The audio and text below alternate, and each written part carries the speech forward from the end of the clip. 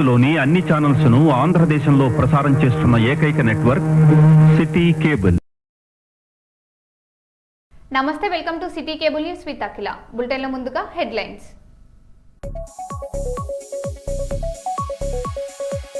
రైతు బావిలో నీరు అలల్లా కదలిక. గుజరాత్లోని మోర్బీ జిల్లా వీర్పర్ధా గ్రామంలో వింత ఘటన.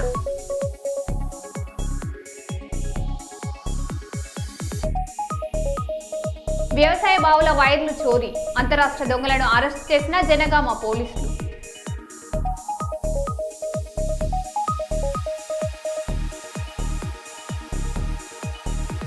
మెగా డీఎస్పీపై దుష్ప్రచారాన్ని ఖండిస్తూ కర్నూలులో ఉపాధ్యాయుల భారీ ర్యాలీ.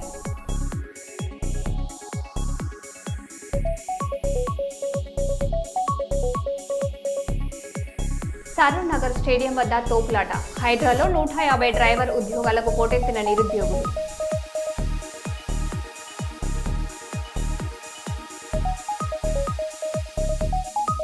చెట్లు పెంచడమే అందరికంటే ముఖ్యమైన సేవ. మొక్కలు నాటాలని బి జయచంద్రారెడ్డి పిలుపు.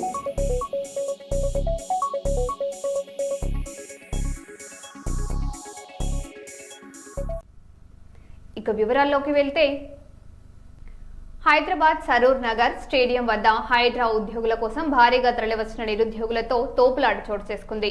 150 డ్రైవర్ పోస్టులకు హైడ్రా నిర్వహిస్తున్న ఎంపిక ప్రక్రియలో భాగంగా ఆగస్టు 8, 9 తేదీల్లో ఉదయం 5 గంటలకు ఈవెంట్ నిర్వహిస్తున్నారు.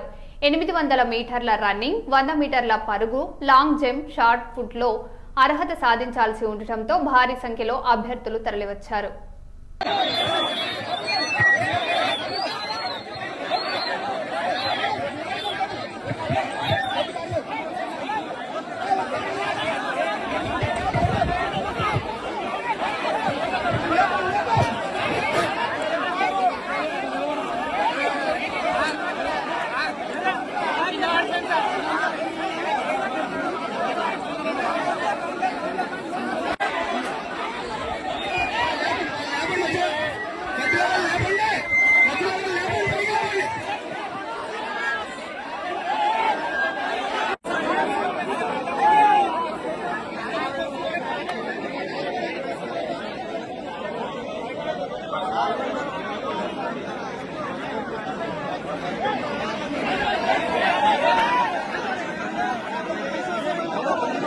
జనగామ జిల్లాలో వ్యవసాయ బావుల వద్ద వైర్లు చోరు చేస్తున్న అంతరాష్ట్ర దొంగలను పోలీసులు అరెస్టు చేశారు.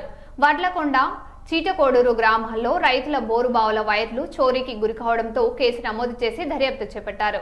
వాహన తనిఖీల్లో ఒడిశాకు చెందిన 3గురిని అదుపులోకి తీసుకున్న పోలీసులు వారి వద్ద నుంచి 80,000 రూపాయల నగదును స్వాధీనం చేసుకున్నారు. ఈరోజు సుమారు మధ్యాహ్నం 2 గంటల సమయంలో భరతేశ్వర గారు వాళ్ళ టీము వెహికల్ చెకింగ్ చేస్తుండగా పట్టుకోవడం జరిగింది. ఈ వ్యక్తులు కూడా, ఈ 3 వ్యక్తులు కూడా బయట రాష్ట్రానికి చెందినవారు, ఒడిశా రాష్ట్రానికి చెందినవారు. వాళ్ళ దగ్గర నుంచి ఈ కాపర్ వైరు మన చిట్టకోడూరు మరియు వడ్లకొండలో ఉన్నటువంటి రైతుల బోర్ల దగ్గర ఉన్నటువంటి వైర్ కట్ చేసి ఆ వైర్ను కాల్చి కాపర్ వైర్ వాళ్ళని అమ్ముకున్నారు. అందులో భాగంగా మొత్తం 80,000 రూపాయలు వాళ్ళ దగ్గర నుంచి రికవర్ చేయడం జరిగింది. రికవర్ చేసి ఆ రైతులకు ఇవ్వడం జరుగుతుంది. వాళ్ళకి ముఖ్యంగా ఏంటంటే రైతులందరూ కూడా బోర్ల దగ్గరకు వెళ్ళేటప్పుడు ఎవరైనా కొత్త వ్యక్తులు కనపడితే కంపల్సరీగా పోలీసులకు ఇన్ఫార్మ్ చేయాలని తెలియజేస్తూ. రాజన్న సిరిసిల్ల జిల్లా గంభీరావుపేట మండలం లక్ష్మీపురం తండాలో విషాద ఘటన చోటు చేసుకుంది.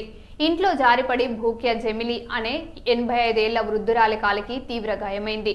చికిత్స కోసం 108 అంబులెన్స్ లో తరలిస్తుండగా ఎల్లారెడ్డిపేట మండల కేంద్రం వద్ద వాహనం ఒక్కసారిగా ఆగిపోయింది. దీంతో మరో 108 అంబులెన్స్ వచ్చే వరకు వృద్ధురాలు తీవ్ర ఇబ్బందులు ఎదుర్కొన్నారు.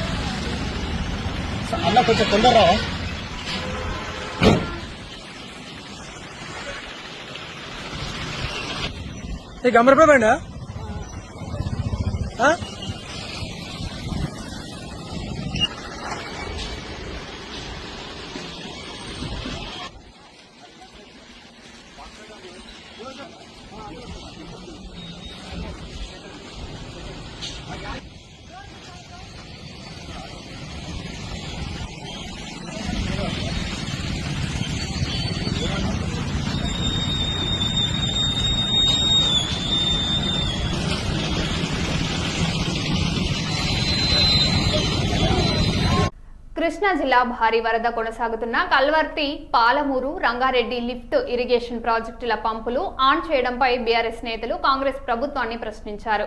ఆగస్టు 11 లోపు పంపులు ఆన్ చేయాలని మాజీ మంత్రులు అల్టిమేట్ ఇవ్వడంతో కల్వకుర్తి పరిధిలోని 3 పంప్ హౌజుల్లో మోటార్లు ఆన్ చేశారు. పాలమూరు, రంగారెడ్డి ప్రాజెక్టు పంపులు కూడా వెంటనే ఆన్ చేయాలని బీఆర్ఎస్ నేతలు డిమాండ్ చేశారు.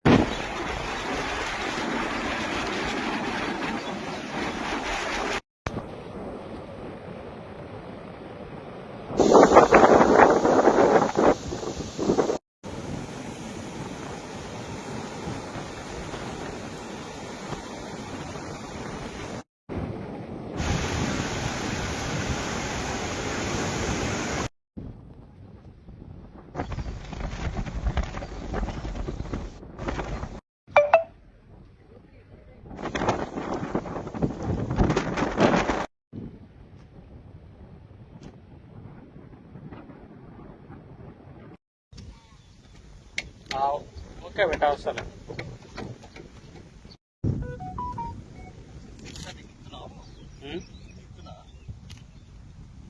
ప్రయత్నం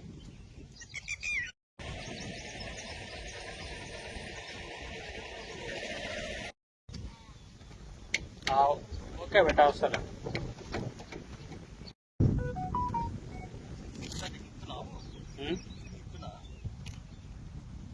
ప్రయత్నం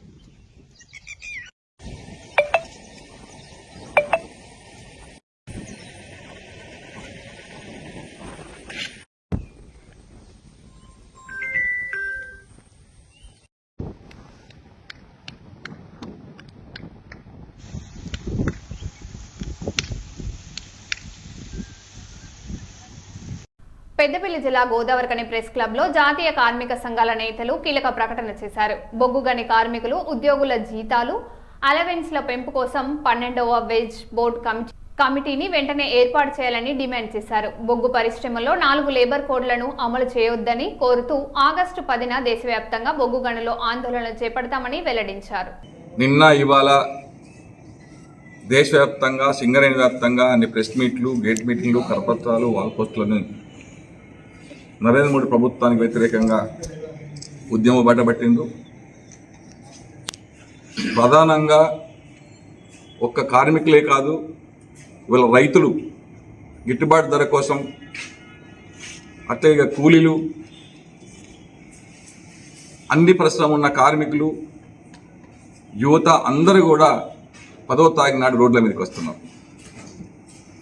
బయట వ్యక్తులందరూ ఏమో కలెక్టర్ ఆఫీస్ ముందు, ఎంఆర్ఎస్ ముందు ధర్నాలు చేసేసి అరెస్ట్ అయ్యి జైలు వరకు కార్యక్రమం పెట్టుకున్నారు. మొత్తం దేశంలో ఉన్న కార్మిక వర్గం అంతా వాళ్ళ ఇండస్ట్రీల ముందు నిరసన తెలియజేసి నరేంద్ర మోడీ విధానాలని ఎండగట్టాలని చెప్పి నిర్ణయం చేశారు.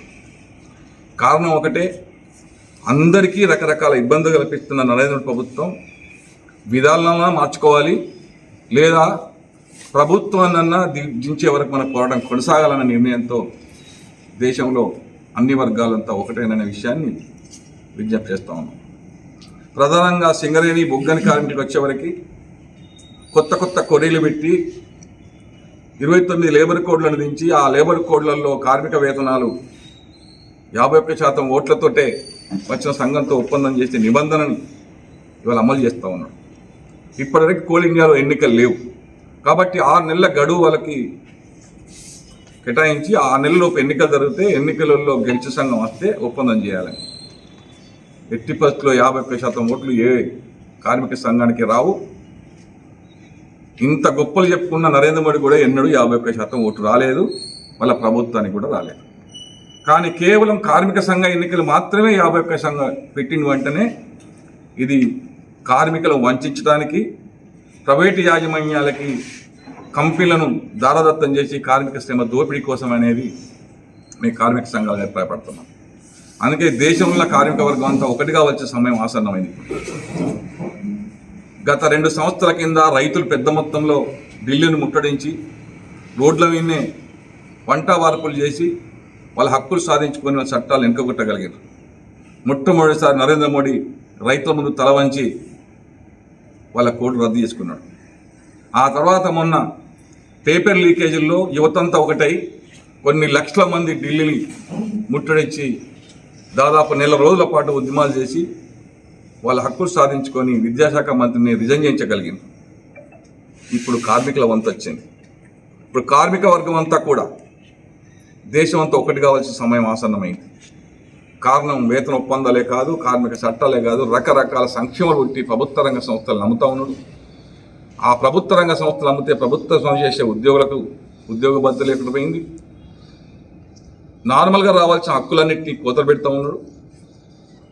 కారు చౌకగా పెద్ద లాభాలు వచ్చే 1,000 లక్షల కోట్లు వచ్చే పరిశ్రమల్ని కారు చౌక బొగ్గని కార్మికుల 12వ వేజ్ బోర్డు జూలై 1వ తారీఖు నుండి అమల్లోకి రావాలి. కానీ ఇంతవరకు వేజ్ బోర్డు కమిటీ అనేదే కేంద్ర ప్రభుత్వం ఏర్పాటు చేయలేదు.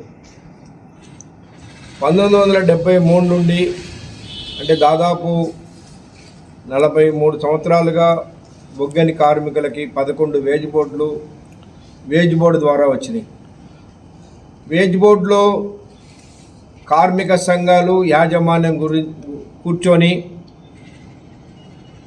చర్చించి జీతభత్యాల విషయంలో కానీ ఇతర అలవెన్సులు, ఇతర సౌకర్యాల విషయంలో ఒక అవగాహనకు వచ్చిన తర్వాత కేంద్ర ప్రభుత్వం ఆమోదం తీసుకొని దాన్ని అమల్లోకి తీసుకొచ్చడం అనేది ఆనవాయితీ. కానీ ఈసారి నరేంద్ర మోడీ ప్రభుత్వం 4 లేబర్ కోడ్లు ఏదైతే తీసుకొచ్చారో ఈ 4 లేబర్ కోడుల్లో వేజ్ బోర్డులని గెలిచినటువంటి గుర్తింపు సంఘంతో మాట్లాడాలనేది వాళ్ళు నిర్ణయిస్తూ ఉన్నారు. అంటే కోల్ ఇండియాలో కూడా ఎన్నికలు జరిపి ఏ కార్మిక సంఘం అయితే 51% తోటి గెలుస్తుందో ఆ ఒక్క కార్మిక సంఘంతో జీతాల విషయంలో ఇతర విషయాల్లో చర్చించాలనేది వాళ్ళ కోడ్లో ఉన్నటువంటి విషయం.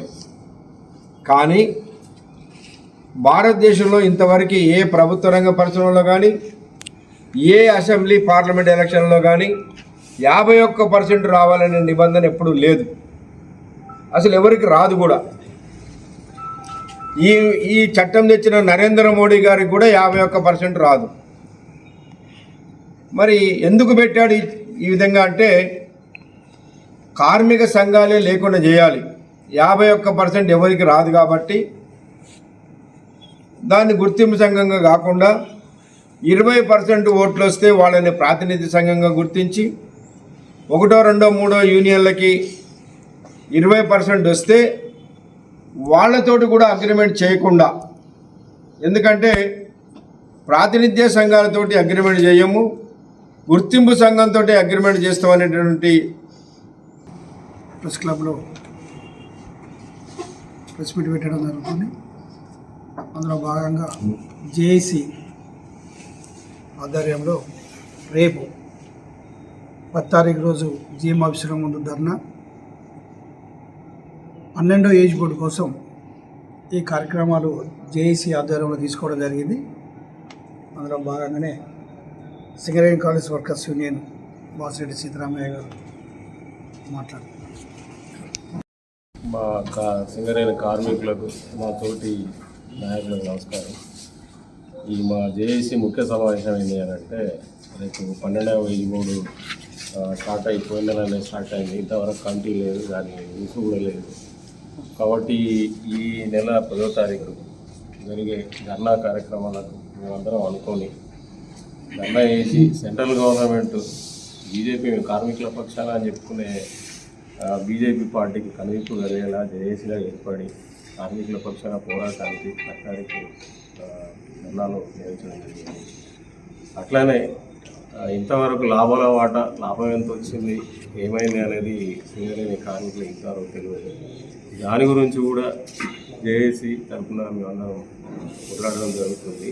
కాబట్టి ఇదంతా కార్మికులు గమనించి మాకు సహకరించాలని కోరుతున్నాం.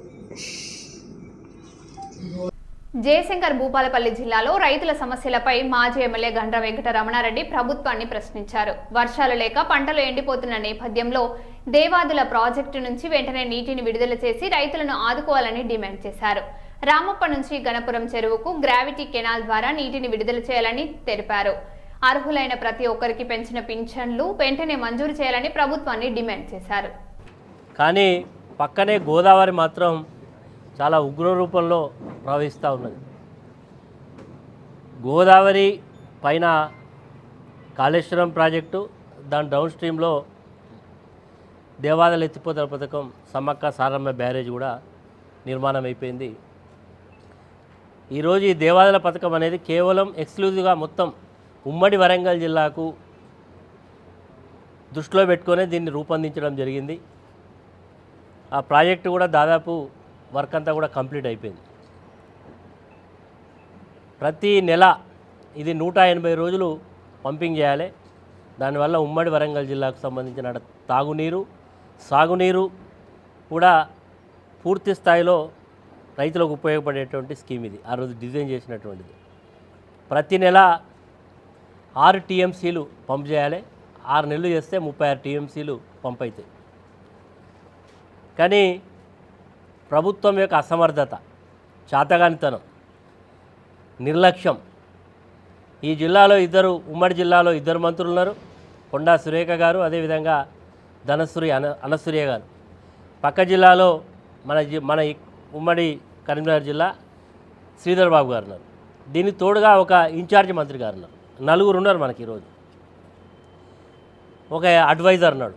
ఇట్లా చాలామంది పదవులు పొందిండ్రు. కానీ ఈ జిల్లా యొక్క సమగ్ర అభివృద్ధి పైన ఎలాంటి చిత్తశుద్ధి లేదనేది వీరి యొక్క చర్యలను బట్టి కనబడుతూ ఉన్నది.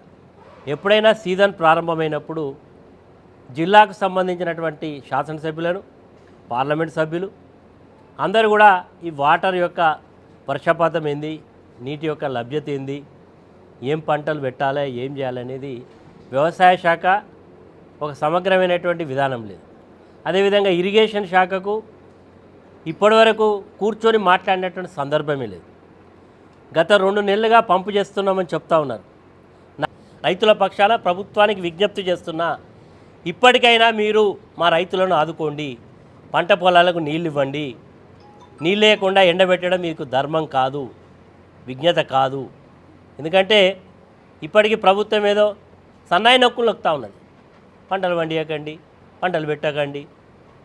ఏం చేస్తున్నది మీ యొక్క ప్రభుత్వం? వర్షా పరిస్థితులు ఉన్నాయని చెప్పి, ఎలినో ఉన్నదని చెప్పి వాతావరణ శాఖ హెచ్చరిక చేసినా మీకు ఏమన్నా చీమ గుట్టినట్టు కూడా కాలే. అంటే మీకు ఏంటంటే మాకు అధికారం ఇచ్చింది, మేము 5 ఏళ్ళు ఎట్లయినా ఉంటాం, రైతులు ఎక్కడ పోతే ఏంది, రైతులకు ఏమైతే మాకేంది అని ఎటువంటి ఒక దురహంకారంతో, అహంకారంతో, తోలుమందంతో ఈరోజు ప్రభుత్వం వ్యవహరిస్తూ ఉన్నది. కాబట్టి తక్షణమే ఈ యొక్క గ్రావిటీ కెనాల్ ద్వారా నీళ్లు నింపమని, పంట పొలాలకు నీళ్ళు ఇవ్వమని, నాట్లేసినటువంటి పొలాలను కాపాడమని ఈరోజు ప్రభుత్వానికి విజ్ఞప్తి చేస్తున్నాం. అదేవిధంగా ఈ ప్రభుత్వం అధికారంలోకి రావడానికి ప్రధానమైనటువంటిది వృద్ధుల పెన్షన్. డిసెంబర్లో ఎలక్షన్లు అయితే జనవరిలో ఎక్కంగానే 2000 జాగాలో 4000 ఇస్తాను. ఆశపడ్డారు వృద్ధులు కానీ, వితంతువులు కానీ, ఒంటరి మహిళలు కానీ, అనేక కుల వృత్తులు చేసుకున్న వాళ్ళు ఆశపడి ఓట్లేసింది. ఇప్పటికీ ప్రభుత్వం అధికారంలోకి వచ్చి 31 నెలలు పూర్తయి 32 నెలలు అడుగు పెడతా ఉన్నది. ఏదో చెప్పిండు రేపు ఆగస్టు 15 నుంచి కొత్త పెన్షన్లు ఇస్తామని. సంతోషం, ఆలస్యంగానైనా మీకు ప్రజల కష్టాలు తెలిసినందుకు ఓకే. కానీ అందులో తిరకాల్సి పెట్టిండు. అందులో ఏంది, భర్త చనిపోయిన వితంతువులకు, ఒంటరి మహిళలకు, చేనేత కార్మికులకు, గౌడ సోదరులకు, ఇంకా ముద్రా సోదరులకుతో పాటుగా అంగవైకల్యం కలిగిన వాళ్ళకి ఇస్తాం. 57 సంవత్సరాలు దాటినటువంటి వృద్ధులకు దాని విషయంలో ఇవ్వకూడదని చెప్పి ప్రభుత్వం నిర్ణయం తీసుకున్నట్టుగా మాకు తెలుసు. అరే ఎందుకే బాబు, 57 ఏళ్ళు దాటినటువంటి వృద్ధులకు ఇవ్వడంలో మీకు ఎందుకు ఇంత వివక్షత? మరి రేపు మళ్ళా 15వ తారీఖు నాడు అందరు ఇప్పటికే ఎంపీడీఓలకు, విలేజ్ సెక్రటరీ ద్వారా అప్లికేషన్స్ అన్నీ కూడా ఇవ్వడం జరిగింది. నిజంగా మీకు చిత్తశుద్ధి ఉన్నట్టయితే పెన్షన్ 2000 పెన్షన్ 4000 మాట దేవుడు ఎరుగు. సరే, అర్హత కలిగిన వాళ్ళకు పెన్షన్లు అన్నీ మొత్తం పూర్తి స్థాయిలో ఇట్లా 31 నెలలు గడిపినావు కదా, ఇది ధర్మమా నీకు ప్రజలు ఇంత ఇబ్బంది పెట్టడం? ఇప్పటికైనా తక్షణమే అర్హత ఉన్న ప్రతి వ్యక్తికి రేపు కొత్త పెన్షన్లు ఇచ్చేటప్పుడు ఇవ్వాలి. ఇవ్వడంతో పాటు నువ్వు చెప్పినావు కదా 2000 కాదు 4000 రూపాయలు ఖచ్చితంగా రేపు ఆగస్టు 15 తారీఖు నాడు ఇవ్వకపోతే ఖచ్చితంగా ప్రజల తిరుగుబాటు వస్తుంది. నీ మీద ప్రజలు తిరుగుబాటు చేస్తారు. జాగ్రత్త అని హెచ్చరిక చేస్తాను. మాటలేమో చాలా ఘనంగా మాట్లాడినావు, చేతులేమో నీ అన్నీ కూడా ఉత్తర ప్రగల్భాలు వెళ్ళిపోయినాయి. ఇది వాస్తవా లేదా? ప్రజలు ఈరోజు చర్చ జరుగుతూ ఉన్నాయి. ఇంకా చాలా చెప్పిండు, ఆడబిడ్డకి 2500 తులం బంగారం అవి ఇవి అని చెప్పిండు. ఇప్పటికే అర్థమైపోయింది, ఈయన రేవంత్ రెడ్డి కాదు, ఈయన రవంత్ రెడ్డి, ఈయనతో ఏం కాదు, ఈయన వల్ల ఏం జరగది అని ప్రజలు అర్థం చేసుకున్నారు. కాబట్టి ఇప్పటికైనా నీకు ఇంకా సమయం 29 నెలలు ఉన్నట్టున్న సమయం, ఇప్పటికైనా ఒళ్ళు దగ్గర పెట్టుకొని ప్రజలకు ఇచ్చిన వాగ్దానం అమలు చేయడానికి, రైతుల యొక్క కష్టాలను కడతీర్చడానికి పరిష్కారం చేయి. ఇప్పటికి ఓటేసిన పార్పానికి యూరియాకు యాప్లు పెట్టినావు, ఎరువులు దొరకడం లేదు, ఇబ్బంది పడతా ఉన్నారు రైతులు. కాబట్టి ఈరోజు వ్యవసాయ శాఖను అప్రమత్తం చేయండి, రైతులను ఆదుకోండి, రైతుల పక్షాన్ని నిలబడండి అని ఈరోజు ప్రభుత్వాన్ని విజ్ఞప్తి చేస్తున్నాం. మేము మాత్రం ఖచ్చితంగా మా పాత్ర రైతుల పక్షాన పోరాటం చేయడంలో ముందుంటాం. రైతులను ఆదుకోవడంలో ఈ ప్రభుత్వం నిర్లక్ష్యం చేస్తే మా పోరాటం ఏ స్థాయికైనా పోతుంది అని హెచ్చరిక చేస్తున్నాం. ఇప్పటికే కాళేశ్వరాన్ని నువ్వు ఇప్పటికీ 30 నెలల నుంచి కూలేశ్వరం అని చెప్పినావు. ఊళ్ళో పోతే అంటున్నారు, అరేగా సుతార్లు దొరుకుతలేరా, లేకపోతే సిమెంట్ దొరుకుతలేదా, ఇంత స్టీల్ దొరుకుతలేదా, రిపేర్ చేసే తెలివిలేదా రేవంత్ రెడ్డికి? ఎందుకు చేస్తలేడని ప్రజలు ప్రశ్నిస్తూ ఉన్నారు. ఈరోజు నిజంగా కాళేశ్వరం ప్రాజెక్ట్ అనేది తెలంగాణకు ఒక సంజీవం లాంటి ప్రాజెక్టు. ఇంత వర్షాలు తక్కువ ఉన్నా పోయేటువంటి గోదావరి జలాలను వాడుకున్నట్టయితే మేలు జరిగేది. ఈరోజు రేవంత్ రెడ్డి కోటేసిన పాపానికి క్లోజ్ అయినటువంటి ప్రాజెక్టులను కూడా రీఓపెన్ అవుతూ ఉన్నాయి. అలొకేషన్ అయినటువంటి గోదావరి మరి వాటర్ అలొకేషన్ దాని మీద కూడా మళ్ళీ తిరగదోడే ప్రయత్నం చేస్తూ ఉన్నది. కేసీఆర్ గారు ఎప్పుడు చెప్పేది, ఇంటికైనా ఇంటి పనికైనా మట్టి పనిగా ఇంటోడు ఉన్నారు. తెలంగాణ హక్కులను పరిరక్షించడానికి తెలంగాణ తెచ్చినటువంటి ఉద్యమకారుని కాదని ప్రజలు నీకు ఇచ్చినందుకు మరి ఈరోజు ప్రతి విషయంలో ఇబ్బంది పెడతా ఉన్నావు. ఇప్పటికి కూడా మరి రేవంత్ రెడ్డి గారు నీ యొక్క గురువుకు గురుదక్షిణ ఇవ్వడం బంద్ చేయి, తెలంగాణ హక్కులను పరిరక్షించడంలో నీ యొక్క చిత్తశుద్ధిని ప్రదర్శించమని మరొకసారి విజ్ఞప్తి చేస్తూ, మరి ముఖ్యంగా గన్పూర్ వాటర్ విషయంలో మాత్రం మరి ప్రభుత్వం అదేవిధంగా స్థానికంగా ఉండేటువంటి ప్రజాప్రతినిధులు మరి వారి యొక్క బాధ్యతను గుర్తెరిగి వ్యవహరిస్తే బాగుంటుందని తెలియజేస్తున్నాం. ఒకవేళ ఇట్లనే ఉంటే మాత్రం రైతులతో కలిసి రోడెక్కాల్సిన పరిస్థితి వస్తుందని హెచ్చరిక చేస్తున్నాం. మరో బులెటిన్లో మళ్ళీ కలుద్దాం. Stay tune.